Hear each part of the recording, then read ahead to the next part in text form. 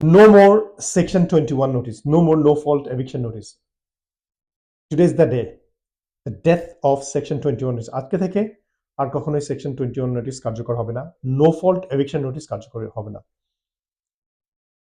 ইংল্যান্ডে প্রায় 2 million landlord আছে এবং 11 মিলিয়ন ভাড়াটিয়া রেন্টার আছে। ল্যান্ডলর্ডদের জন্য এই অধিকারটা আজকে থেকে ছিনিয়ে নেওয়া হলো।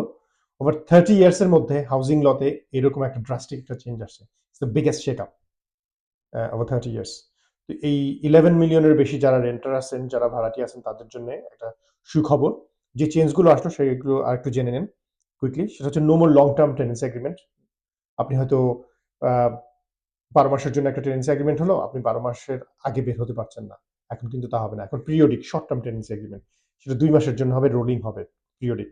2 মাস পরে আপনার ভালো লাগলো না, বাসায় উঠছেন, বাসাটা পছন্দ হচ্ছে না, 2 মাস পরে আপনি বের হয়ে গেলেন নোটিস দিয়ে, 2 মাসের জন্য নোটিস দিয়ে, এটা হয়ে গেল। লং টার্ম আর থাকতে পারবে না। কিন্তু ল্যান্ডলর্ড সে কিন্তু এই সুযোগ সুবিধাটা পাচ্ছে না যে 2 মাসের জন্য আপনাকে নোটিস দিয়ে আপনাকে বের করে দিল না। আপনি যতদিন ইচ্ছা ততদিন থাকতে পারবেন। এটা আর ল্যান্ডলর্ড হচ্ছে আরেকটা জিনিস হলো, সেটা ল্যান্ডলর্ড সেকশন 21 নোটিস অ্যাবলিশ হয়ে গেল।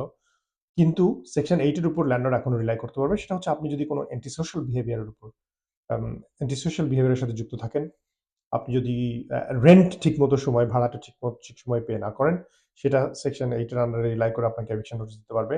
আপনাকে আরো নোটিস দিতে পারবে সে যখন জেনুইনলি প্রুফ করবে যে না, বাসাটা আসলে তার নিজেরই দরকার কোনো কারণে, তখন সে আপনাকে এই নোটিসটা দিতে পারবে সেকশন 8 এর আন্ডারে, এভিকশন নোটিস। আর হচ্ছে আপনার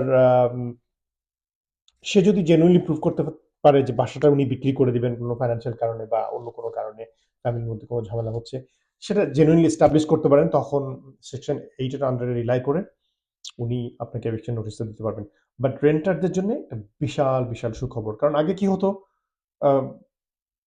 ল্যান্ডলর্ডরা কোনো কারণ ছাড়াই, আপনার ভালো লাগলো না, টেনেন্টকে পছন্দ না, যে কোনো সময় একটা নো ফল্ট এভিকশন নোটিস দিয়ে আপনাদেরকে বের করে দিত, এবং সেটা না মানলে 2 মাসের মধ্যে কোর্টে নিয়ে বেলিফ দিয়ে, কোর্ট অফিসার দিয়ে আপনাকে তালা চেঞ্জ করে দিত বা সমস্ত জিনিসপত্র দিয়ে আপনাকে বের করে দিত।